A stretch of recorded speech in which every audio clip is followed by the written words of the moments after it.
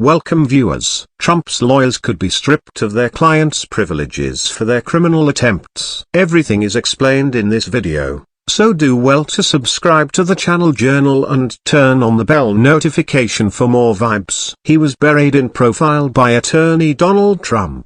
Christina Bobb and the correctional experts also accused him of a criminal protection subsidy for customer privileges. He said he could be evicted. He helped at the Justice Department. Learn more about the timely role of your own hosts. Rise before the section of the legal team protecting the current president's trial. Sophia Wankeloff, a very aggressive authority on insider affairs of the ski resort of Mar-a-Lago, wrote that Barber's signature on the archive was included in the Justice Department's file, as all the substances did not. According to the Criminal Investigation Committee report depicting the closed month, the Justice Department used Bob and Evan Corcoran, Trump's other attorneys, to transfer all classified files. He said he triggered the Mar-a-Lago government. Experts say files should create a criminal case. Bob and Corcoran obstructed the government investigation and asked each legal expert to obtain his attorney. The lawyer and general is a future crime problem called expert protection. Of course,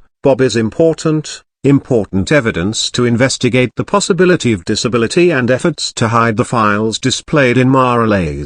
He explained that the authorities are no longer ruling out the possibility that they will seek a court order that at least compels him to do so. Testify in front of a grand jury on the attorney-client fraud exemption from confidentiality. Ricefield, regarding Bob's aggressiveness with Fox News defending Trump over the Mar-a-Lago taping issue, told Moss to stay away from TVD for now as it will only make the scenario worse. Added Donald Trump and USA. The Justice Department on Friday released new court documents detailing controversial Judge Eileen Cannon's unique stance in court. In support, Trump's attorneys advised former Judge Raymond Erie and former Florida GOP counsel Paul Huck Jr. These two aspects also clashed with unique artisanal duties. Trump's lawyers said arbiters would review all records seized in the raids, clearly making them difficult for client attorneys and government secrets, arguing things should be left out,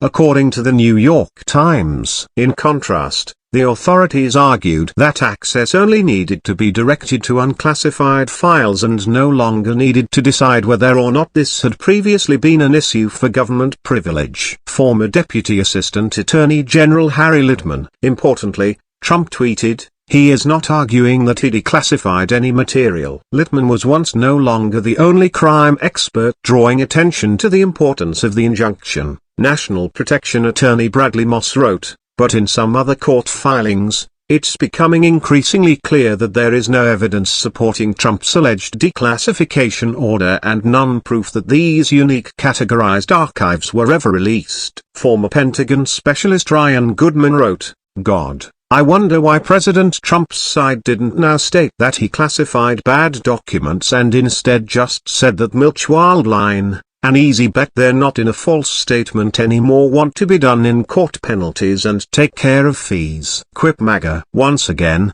a great attorney in the United States is mostly appropriate. This is because dozens of attorneys rushing to protect Donald Trump now have a discretionary investigative agenda, enforceable fraud allegations, Michael Schmidt and Luke Broder's transcripts, using Congress, the Justice Department and nearby prosecutors said Trump had avoided liquidation of the president and clearly accused him done, clear that he was a member of his legal expert that's supposed to do a surprising, amazingly unstable job. Occasionally his lawyer was in